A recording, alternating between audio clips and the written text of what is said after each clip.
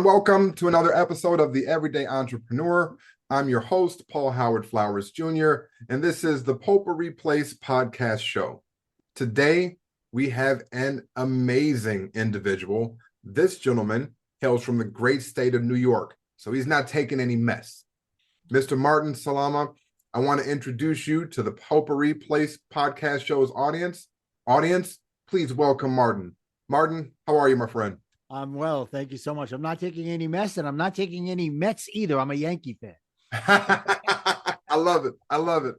Well, and I'm so glad to connect with you. It's a beautiful day. Again, energy is flowing, and we want to share some of this energy with the group, with the family, if you will, that's tuning in to listen to our show. So if you would, go ahead and introduce, again, what's most important to you as far as your entrepreneurial ventures that you've got, again, your hands in right now, and then we'll go ahead and start some of the Q&A from there. Sounds good. Sounds good. So I didn't get to thank you for having me on your show, Paul, because I was making the joke. But really, to be honest, I'm excited to be with you today and to move forward. So I'm known as the architect of the Warriors Life Code, and life stands for live incredibly full every day. That's it. Right. And for me, I do everything on that mantra, on that way of thinking, that I want to wake up in the morning and look for things to appreciate. I write down every day 3 things I'm thankful for, that I'm grateful for, do a little prayer. And then I go, today I'm going to live incredibly full every day. And for that, it means happy and meaningful. Right? Happy is self-love, self-care, even a bit selfish. Mm-hmm. Meaningful is, what am I doing for others? Selfless, right? So out of that, and for many years, I was coaching around the ideas of, going from somebody who's a warrior or a wanderer to a warrior. That's where the Warrior's Life Code came from, the warrior. And over the last few years, I've taken it to another level. I do that well. I coach usually men in their 20s and 30s who are a little stuck in where they are, and they're trying to figure out where to go and what happens next. And they're waiting for life to fix itself, and they got to understand they got to fix it on their own, and go forward from there. And over the last few years, I've developed a program where I help coaches, consultants, entrepreneurs get to 6-7 figures within 2 years or less, guaranteed. Now, that's pretty hefty when you put the G word in there.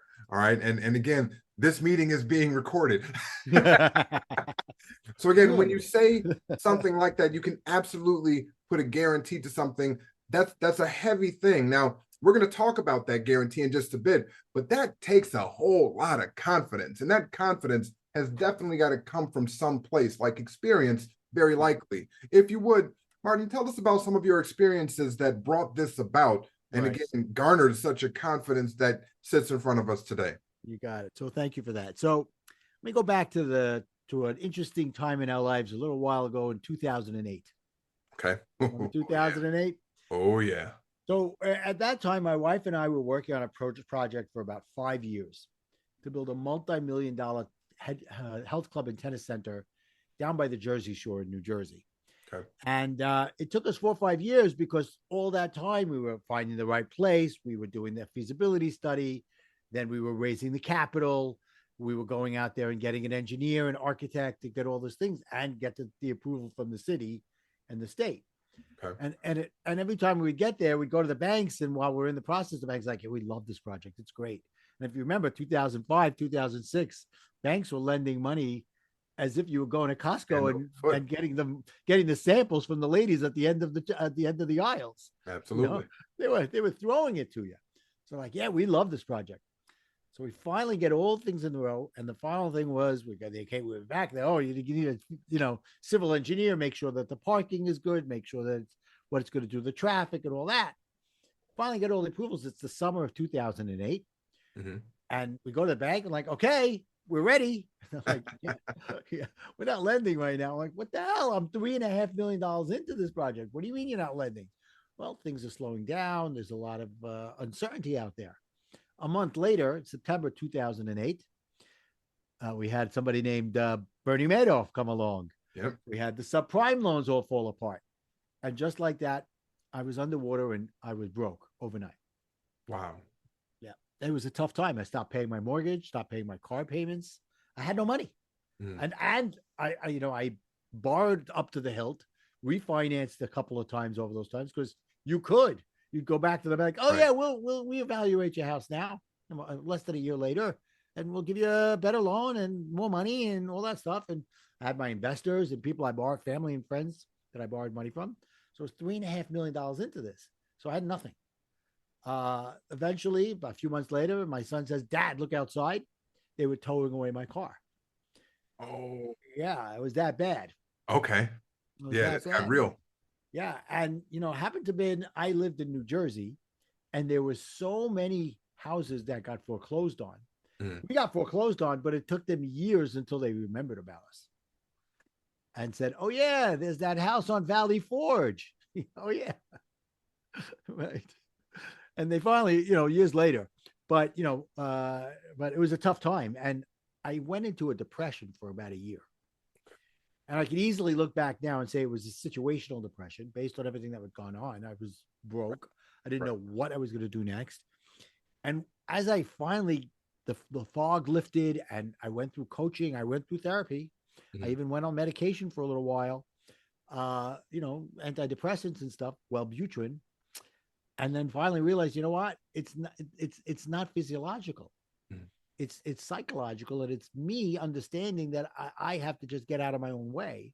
Mm. So I started getting out of this, and like I said, it was therapy and coaching that got me there.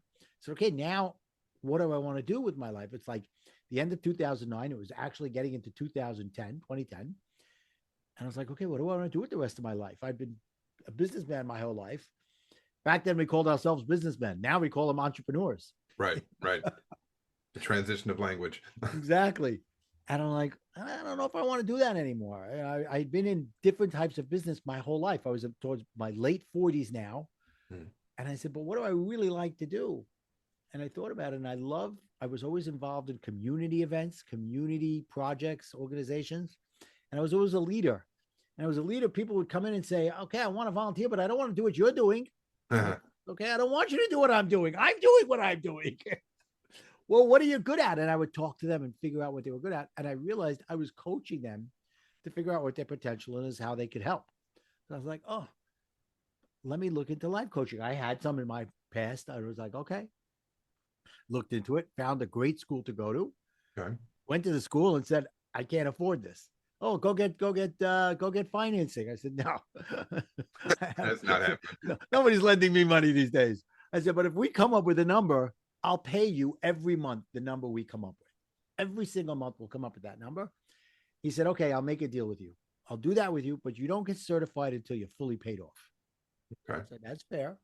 It's a 1 year course or almost a year. When you're done, if you're not done until you're ready, I was like, that's fair. I was able to pay within a month or two from when I had finished. So I was pretty good with that. Perfect. Yeah. So I'm about to get started, and it's about 2 months beforehand. It's my 24th wedding anniversary. And my wife, Paul gave me a very interesting gift that year. She said, I want a divorce. Oh, oh. So it's not oftentimes you hear that the wife gives you a surprise. It's like, hey, by the way, we're having another one. And this one, No, no, I don't want to have anything to do with you. Okay. So I was like, okay. Just when I thought I was getting back up, Mm-hmm. I got knocked down again. And I remember saying this to me, why does everything keep happening to me? Mm. And I could look back now, and I made that decision a couple of days later that I'm going to still go forward with coach training. Okay. Not going to let this knock me down. And it was probably one of the best decisions I've ever made. And they sent me a list of books. And one of the books on the list, they said, read a few of these books before you start, was The Four Agreements by Don Miguel Ruiz. Beautiful. Beautiful read. That book, huh? Absolutely. And when I read the second agreement, don't take anything personally, it was as if Don Miguel was talking directly to me, saying, you don't really need to take everything personal. It was like he was telling me a secret that the world had been telling me my entire life, but until that moment, I wasn't ready to hear it. Okay. Right. So I was like, wait a minute. I don't have to put the world on my shoulders. I don't have to take everything personally. And I went in with that mindset into the coach training. And I said earlier that I said, why does everything happen to me? And I can look back now and realize that that statement is really a cop out. It's really me looking to blame everybody else. Come on. Say more about that. I don't want to butt in, but say more about that when a person uses a phrase like things happen to them. Right. So now I changed it. And very often you'll have people say, well, things happen for me. No, that's a little selfish, I think. Okay. I say things happen through me. Ooh. All right.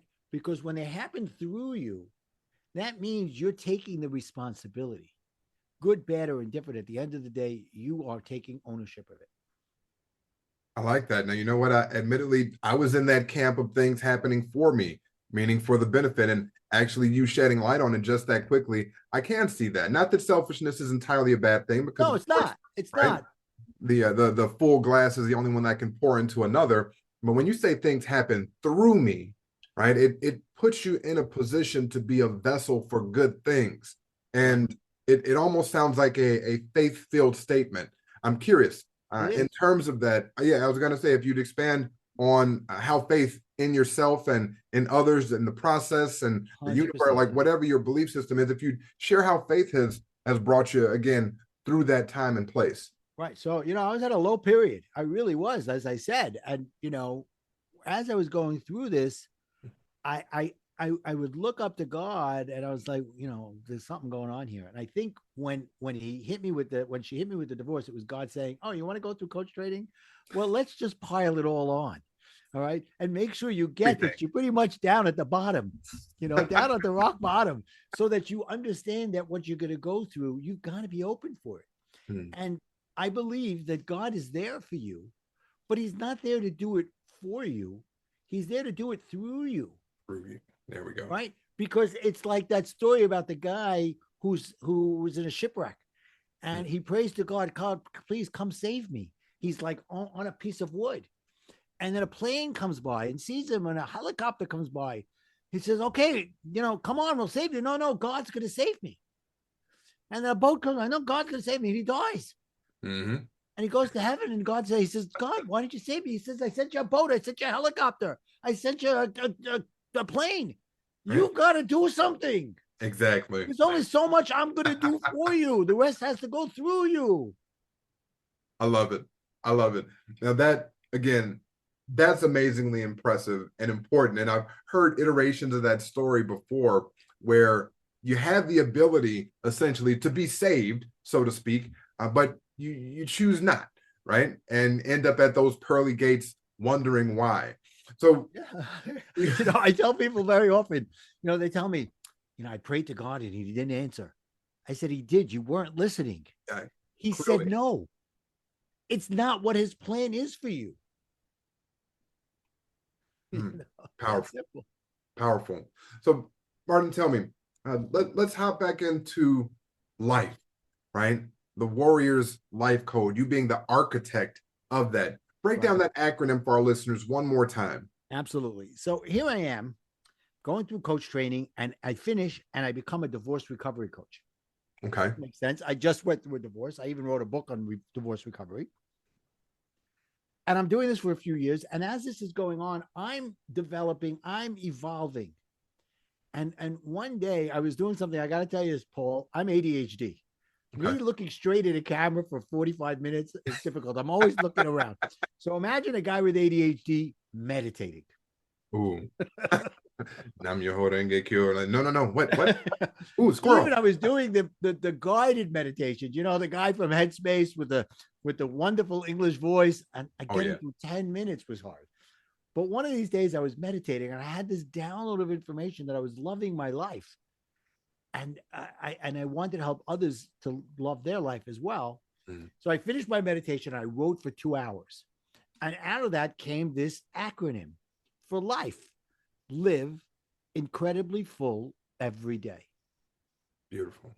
Beautiful. So being able to calm down essentially and quiet the soul allowed you to download and then essentially put it out there for individuals to use at this point every day, right?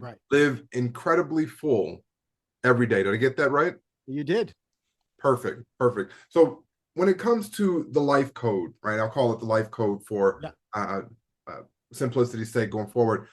Now, with each piece, right? Because there's steps to this, right? I'm certain there's steps. You've got to kind of Yeah. break it down for us a little bit Yeah. and share Yeah. with us how each piece of the life code really interacts with the things that happen in the real world. Like how does a life code apply to finances? How does a life code apply to health? How does it apply to relationships? Right. Right. Well, at a very foundational level, okay, I start off by you having to understand there's a process that you're going to go through along the way. Okay. Right. The first one is, and I talk about it in my book, which we'll talk about a little later. It's called Warrior to Warrior. For all those people out there, that's a New Yorker saying the word worry to warrior, because New Yorkers will screw that up, Got it. Warrior to warrior. And it starts with admission, cleansing, and celebration. The process you're going to go through, this is going to happen over and over again. Admission. Admit what's going on in your life right now is not working and you've got to change. Okay. Cleansing is, okay, what am I going to do to change?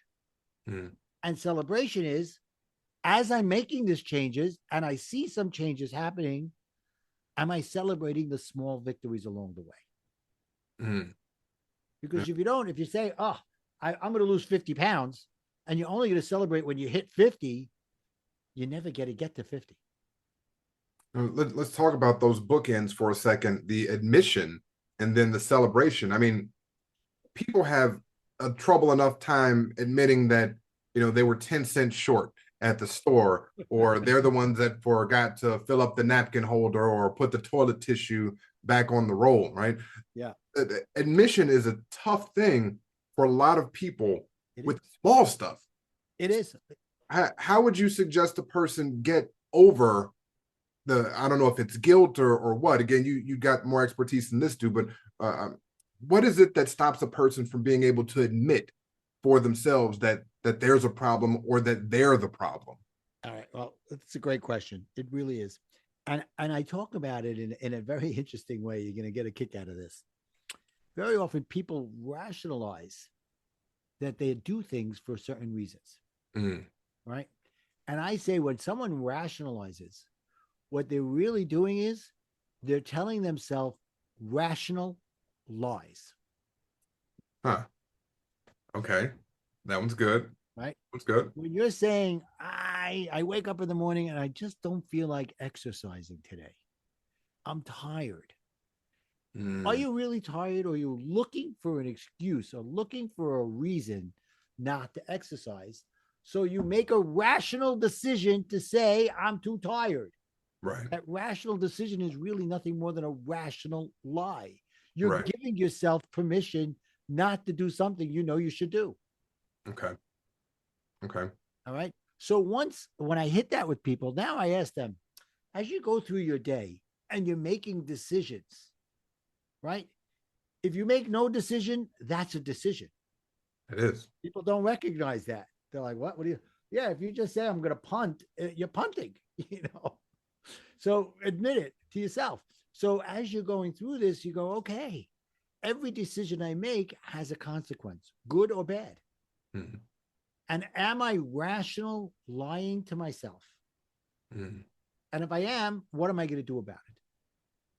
Am I going to allow myself to do it, or am I going to change what's going on? Because, Albert Einstein said the definition of insanity is doing the same thing over and over again and looking for a change.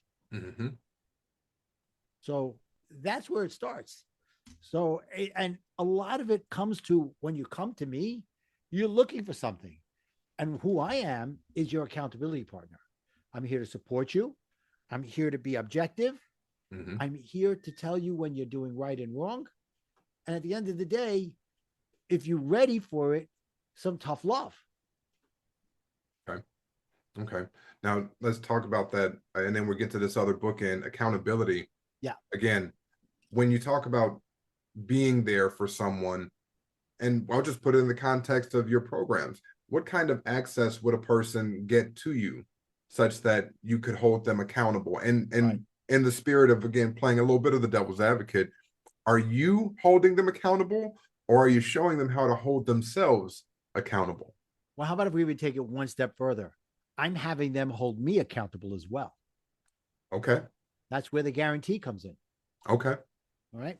So what I did was, after all these years of putting these programs together and going, and what would happen is now I had this divorce recovery coaching, I had this life coach thing, the live incredibly full every day. And I would go out and I'd find these coach to coaches out there. There are a ton of them. And they go, "Oh, we got it. We know you. We'll show you how to put your program together. Go out there, content create, and make millions." I was like, that's what I want. And for me, the deeper it really was, I wanted to impact millions of people. And as a result, make the millions as a result of doing that. I'm here's my ADHD coming in again. I'm like a victim of shiny object syndrome. Oh, that's the one. This is going to be the guy. Squirrel. Right? Every time. Okay. And I'd buy the program and I'd pay all the money. And then I'd get into it and I'm realizing, wait a minute, there's accountability missing here. And they're not, they don't care. They've got my money. Okay. Right. And I'm as much as to blame as they are. Me being the client as much as blame, because I didn't read the fine print or I didn't understand what I was getting into or whatever. And they're wrong as well because they're saying, go do. So I said, you know what? I need to shift the paradigm. And for those who don't understand what that means, it means change the way people are thinking about it. There you go. Right. That's a simplistic way of saying shifting the paradigm. Right, Paul? Absolutely. Absolutely. Change the thoughts. Change the thoughts. So I said, how about if I put together a program where I tell them I'll get them to $1 million in 2 years or less? But instead of saying, okay, it's going to cost X amount of dollars, I'm only going to ask for 12.5% of my fee up front. 12.5%. Right. Because let me ask you a question. Do you want to be coached on information or on results? Results. Information's great, but hell, a lot of that is free at this point to a degree. Right. Well, that's what these other people were coaching. They were coaching on information. Go out and take the information we're showing you, cookie cutter, and make it happen. Okay. Okay. That's actually really good. And first thing is, nobody's a cookie. There's no perfect cookie out there. Every cookie is different in a different way. What works for me isn't going to work for Paul Flowers. I mean, it's 37 different types of Oreos. So yeah, you're right about that one. Right. So it's about understanding each person's individually. So I say, okay, in the beginning, you need the information to get started. And there we figure out who's your target audience, right? Who is it really? And I go even deeper. I go, okay, who's your right fit client? Because you have a right fit audience, but are they the right fit client? Then we have to have a way of an impact statement, something that you say that draws people in and they go, ooh, I'm qualifying myself from what Martin is saying. Or even better, I'm disqualifying myself from what Martin's saying. It's not for me what he's got, but it may be for somebody else. Right? That's just as important. Okay. Because you don't want to waste your time talking to people who don't want what you're selling. Absolutely. Right? People think, oh no, everybody wants what I want. No, they don't. It's nice to think that, but it's not the truth. Then you have to know what are the outcomes? What are they going to get by working with you? It's good. Right? It's good. Because that's really what they want to hear. And then at the end, what kind of blueprint are you putting together to get them to their outcomes? Okay. Once they have that, it's then we show them how to validate what they're doing by doing a little market research for free. Go out there to LinkedIn, to Facebook, look for people who are your right fit client and say, this is what I've got going on. And I want your feedback. I'm not asking you to buy anything. I'm not, at the end of it, you want to buy, we'll make another call. But if I want to see if what I'm putting together is you being the audience that I'm looking for is resonating with this, great. Then I'm validated. Okay. What I put together makes sense. If not, come back to the drawing board and let's figure out what's not working. Do it again. Right. Do it again. And the whole time I'm there with them. They come back. We use things like ChatGPT that I've created specific prompts that have my programs built into it so that we're not wasting time. Right. ChatGPT is great. It's a tool. So if you build the tool so that it's a power drill instead of a screwdriver, you'll get there that much faster. I like that analogy. I just came up with it just Rally. now. That's really good. I mean, a lot of really good things come on the fly. Now, we had that talk just a moment ago about the bookends, and I definitely wanted to close the loop on that. So we got admission, right? And now people are going through this process with you to the point in which, yes, they've cleansed, and then that celebration, right? Again, we don't talk about these things enough. I like to say as men, obviously, I'm assuming you identify as male here on today. So again, for all of my listeners out there, we just want to be politically correct at a time. And I often say that as men, we don't talk about this enough, and especially when it comes to celebrating things, right? Celebrating things. So how would you suggest a person celebrate, without going overboard? And I mean that humbly speaking, because you got these people that will celebrate their birthday for 6 months. Exactly. Okay? It's my birthday month. You're right. And my birthday, again, it's an entire thing. So what is there a process to celebrating? And then, so let's take this example. Type of thing. So let's take this example that we're talking about right now. Mm-hmm. Right. So they come to me, they've decided they like what I've got, and they give me this 12.5%. And now I'm not taking another penny from them until they're making money. Just on the sidelines. So that's the results part that I talked about earlier. Okay. But now we go through this thing and we put together all those things I talked about earlier. What's their impact statement? Who's their right fit audience? What's their outcomes and blueprint? That's a celebration right there. Look what you've accomplished in a short amount of time. Mm-hmm. Take a moment, sit back, live with it for a few days. Do you like it? Okay, great. Do you love it? Okay. Are you connecting to it? If not, come back and let's rejigger it. Yeah. Okay. And once you do that, that's a celebration. We've put something together. Great. Now let's take it for a test drive. Okay. Do the validation, what I talked about with LinkedIn and Facebook and all that. Now you get somebody who says, I like what you put together there. Chick, that's a celebration. Something's clicking. Now Absolutely. build on it. Build on the momentum. Build on what's going on. And these validation calls that I set up with them, 20 minutes tops. Okay. 20 minutes. I don't want to waste the other person's time. And I'll present my thing, ask 10, 11 questions that are keyed specifically to give them the answers they need. Come back. And if they validate, great. After that, go out, sell a few of them. Then we show you how to do the next thing, put together a workshop. Okay. We put the workshop together for them. We give them the CRM in the program. Right? That's an important thing. For people who don't know what that is, that's customer retention management. Absolutely. CRM. There's some great ones out there. I'm using Go High Level right now. Everybody I seem to talk to is loving Go High Level. Absolutely. I'm on the right train. I'm on the right train with that one. Yes, you are.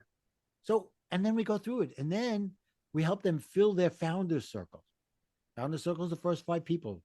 You could call them the beta testers if you want. Okay. That founder circle sounds more official, right? We'll stick with that one. Right. When they hit their founder circle, they're making a nice amount of money now. They've signed the people on using that same risk reversal strategy, right? Because it works. It's a nice thought that people saying, oh, wait a minute. You're not going to take any more money from me until I start to make money. No, I'm not. And then when you are, it's going to be 2-to-1 and then 5-to-1, 2-to-1 return on your investment. Okay. Then 5-to-1 return on your investment, and then 10-to-1. Okay. When you hit 10-to-1, then you're going to, how quickly are you going to want to pay me, Paul? Very. Very. Okay. And it's a two-way street. It's a two-way. How quickly do I want to get you there? Even faster. Exactly. As long as a person's listening and taking those steps. So when we think about a person that is on the receiving end of the coaching, whether they've started the process or not, we come to this field, we come to this place of asking for help. And again, some people have problems doing that. So they think, oh, therapy, right? I need to go see a therapist. But of course, you're not a therapist, right? You're in the life coaching space. But people misunderstand that sometimes. So they do. What are you doing differently to present yourself in this space? And again, it's not somebody's therapist, but as a true coach for them. So I learned this back in coach trainings almost 15 years ago that I started. It's basically 50. I forgot, we're 2025. It was in 2010 that I started. So 15 years ago, when I first started going to coach training. And I learned this there. Therapy takes you from dysfunctional to functional. Mm. Coaching takes you from functional to optimal. Mm. They're helping you figure out what your potential is. Okay. Right. So it's the same thing here. I'm coaching you around what's going on. And I believe coaching should be in my program. I do what's called one-on-one coaching in a group setting. There may be times where I have a one-on-one for whatever reason, but most of the coaching is one-on-one in a group setting. Why? Because if you're coming to me with a question on our weekly call, somebody else on the call might not have thought of that question and can benefit from it. Absolutely. Absolutely. So it's truly sharing the information and the value that one person would receive with the group. Exactly. Okay. Okay. Well, And then the way as they go through it, they'll get to a point where they're put into a mastermind with like-minded thinkers. Okay. Right? Why? Because people get masterminds mixed up. Napoleon Hill, Think and Grow Rich. Oh, absolutely. He said a mastermind is a room full of people all helping each other. Mm. Some people package masterminds these days as come into this room and there's one guy will be there for everybody. That's not a mastermind. That's a coaching session. That's a group coaching session. Mm-hmm. And it's great, but it isn't a mastermind. Right. When I'm doing a mastermind, I facilitate it and everybody else is contributing. One person's in the spotlight asking the question and everybody's contributing. Somebody else is in the spotlight, same thing. And I'm just a facilitator. Absolutely. Now, you talk about groups, and obviously people are going to come from different backgrounds. When it comes to gender, right? Let's put that one out there. Do you find that men and women have different internal roadblocks when it comes to embracing their worthiness or taking those next steps? Absolutely. 100%. Right. And I think a lot of this goes back to the way you and I grew up. Mm-hmm. Okay. We were brought up to understand that you don't show your emotions. You don't ask for help. Right. That's not manly. Right. There's another phrase they use for it in Chicago, but yeah, we'll go ahead. I'm older than you. We used to say that's not macho. Right. Right. Okay.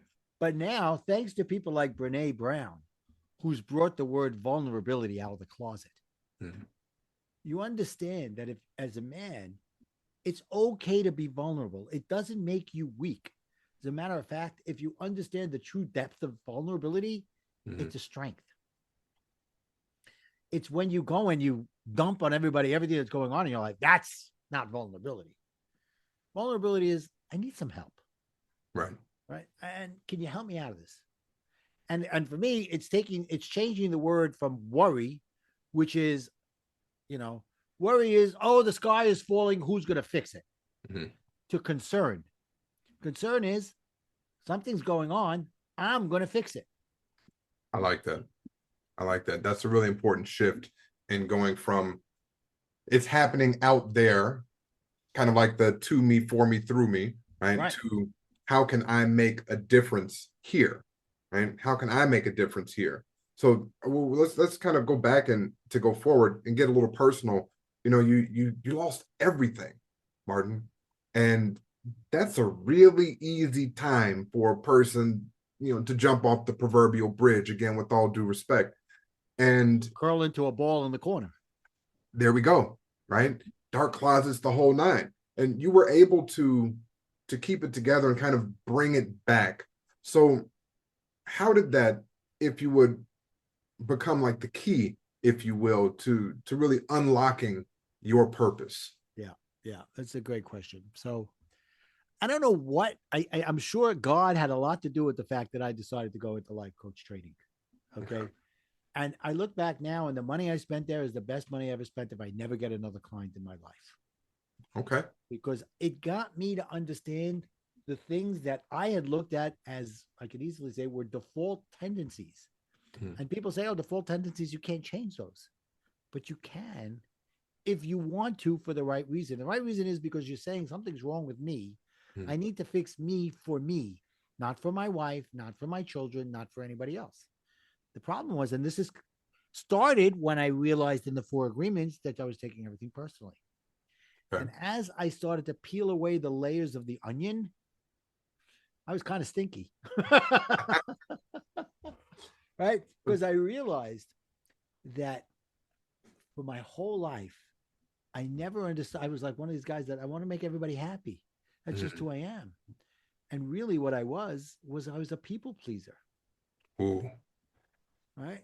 That's the first layer of the onion. There we go. Now we're What getting comes there. next for me is, as a people pleaser, I was a control freak. Okay. Because if I'm going to please people, I have to do it my way. Right? And as a result of that, I needed the recognition for everything that I was doing. Hey, I'm a people pleaser. Give me the credit for what I did for you. Mm-hmm. And when all those things weren't happening, I had a very short temper. And I would lose it. Because how am I supposed to people please and control? At the same time, right? It doesn't work. Exactly. Those are the different layers of the onion. So I was a reactor. Okay. Excuse me. So I had to learn that that's what was holding me back in my life. And it probably played a big part in my divorce. Mm. All right.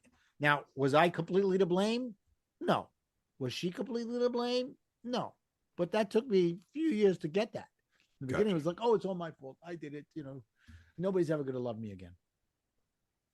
Going to this coaching, that's what helped me figure it out. Mm. So that's where it comes in. That's the difference between therapy and coaching is I want to change and I want to do the work, but I understand that I'm not stuck somewhere and I need therapy and it takes a long time. I'm somewhere else on a different plane and I know I control the way I can do things. Okay.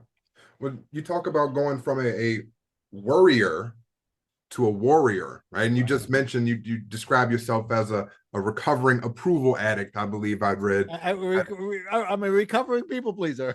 Right? So how does your warrior code reframe people pleasing and self-worth? Oh, that's a great question.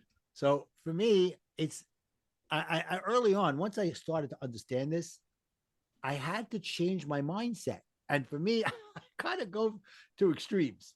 And eventually you find the middle ground. But I was like, I'm going to go out there and do things that are good for me only, as long as I'm not hurting somebody else. Okay. I'm going to do things for me first, as long as I'm not hurting somebody. All right. And from there, I started to understand that where I went from I was always last to I'm always first to I'm first, but as long as I understand that there's nobody else getting taken down as a result. There we go. Okay. Okay. Well, kudos to you for that shift. And that takes a lot because just in that example of going from, hey, I'm last to, hey, I'm first to, I'm first, and I'm doing it in ethical and a moral way, right? That takes something because some people are okay with being first at any, by any means necessary. Yeah, I call them sharks. Sorry, Kevin O'Leary. I'd rather be a dolphin. Right? I'd rather be a dolphin. Fun. Yeah. Seem to have quite a lot more fun. Yeah, so, I like win-win situations. Well, good. Now, with that, when we were talking about getting clients, and I'm only asking because I like for our guests to share just a little bit of the secret sauce, right? And of course, that may prompt them to come on in a little bit further. But when it comes to gathering clients for the people that you're coaching, what would you say? Well, if they're going into coaching, otherwise you're gathering clients for people that may want to come into life coaching as a profession. Again, because purpose of the segment being the everyday entrepreneur, we look to inspire individuals that are looking for new ways or new things that they can do. So how would you, let's say, go about getting your ideal client if you had to start over from scratch? Well, that's a great question. So it goes back to what we talked about earlier. It's understanding, okay, I'm at scratch. Who do I want to serve and why do I want to serve them? Right? What are they going to get out of it? And to be honest, what am I going to get out of it? All right. It's not selfish. It's not altruistic. At the end of the day, I want to make money. One of my clients is a woman who helps trauma-informed. She's a trauma-informed coach. Okay. Okay. She went through a trauma with domestic violence, and now she wants to help other women. But it's not enough because she's got to make money, and she wants to coach other women to coach other women. Right. Right? She wants to coach women to go out there and coach other people who are going through domestic abuse. Mm. So her statement, her impact statement says it's faith-based. It's helping people get out of domestic violence and be profitable. So she's letting them know right then and there, this is what I'm looking to do. So it's the same thing for each one individual. You've got to figure out who is your target audience, who's your right fit client, your right fit audience. You could say, oh, my right fit audience is health professionals. That's too broad. Right. You could say, oh, my right fit client is a chiropractor. Who's in the right fit? Who's in the health profession? Right? You see the difference? Right. The niches. Right. Right.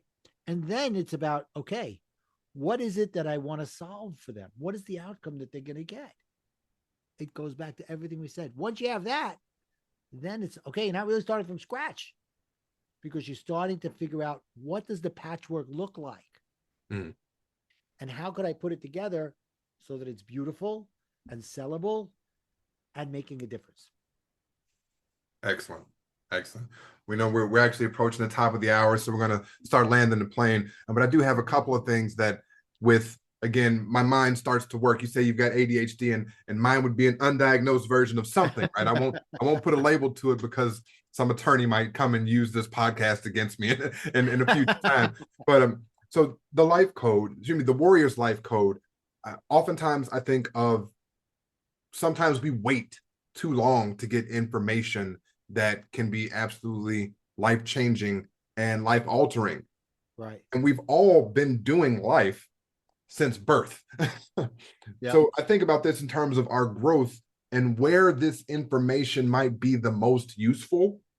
And the first thing that comes to mind, school systems. Right? School systems. Mm-hmm. So I'm not sure if this is on the docket for you, but I figured let's just go ahead and ask. But if the Warriors Life Code became a school curriculum, like if it was put inside of either public or charter schools, what age group do you think should get it first and why? Oh, wow, what a great question. What a great question. I would have to say that I think probably middle school would be a good area to do it. Okay. Okay. Because in early learning, they're still not being told to change who they are. Right? When the kids get into middle school, they're being told now to fit into the cookie cutter society. Mm. Okay. So if you could start there while they're still impressionable, but they haven't been formed fully yet, to form them to say, you could be whoever you want to be. See, that was the first thing they said to me when I walked into coach training. You don't have to be who you think you have to be. You can be whoever you want to be. Mm. I like that one. I like that one. So our middle schoolers, you've got something coming. If there are parents out there, I'm just putting Martin on the spot saying, hey, really, we've got something coming. Okay. He's got a lifetime to get this done. And I'm looking forward to seeing this in a school near you. All right. A couple of my canned questions that I like to end with. First and foremost, it's one about connection. It's one about openness. It's one about vulnerability. Martin, what's your middle name? Ezra. Ezra, E-Z-R-A. E-Z-R-A. Okay, beautiful. Reason I asked that question, obviously a lot of people might use an initial somewhere. Oftentimes people just go first, last name, that's it. Yeah. And what I've learned is that nuclear family and usually only best friends may know your middle name. And with our show, we want to make sure that we're opening up our guests, that they share, and that our guests and listeners can feel connected to one another. And I like to use the middle name to do so. I see that. So if you put my initials together, I'm a mess. That's good. That's good. And again, you're a mess that comes with a guarantee. So we'll take that mess any day. And with that, Martin, if you would share a couple of things. One, let's go ahead and start off with your social media and how people can reach out and connect to you. Absolutely. So I'm on Instagram, I'm on YouTube, I'm on Facebook. Facebook and YouTube, it's Martin Salama. You can go there if you want to have some fun. I did some YouTube videos where I'm doing coaching and cooking. Okay. So I like to cook, something that came out of my divorce. Okay. I learned that I'm a good cook. So I started cooking and stuff like that. I'm on Instagram, the Warriors Life Code. Yeah. And Martin Salama on LinkedIn and on Facebook. Perfect. Perfect. And I'll make sure to drop all of your links for social medias into the description for the podcast to make sure that people can reach you directly without having to jump through any hoops. And last minute here, this is going to be entirely for you. Please share with our listeners your best advice and or words of wisdom. All right. So this is how I think I like to, when someone asks me this question, I'd like for you to wake up every day and put a quota that you're going to make somebody laugh every single day. Okay. And when you do it, let that person know. Right. So you're in the supermarket and you made a joke to the cashier, mm-hmm. and she laughed. Now, most of us do this all the time.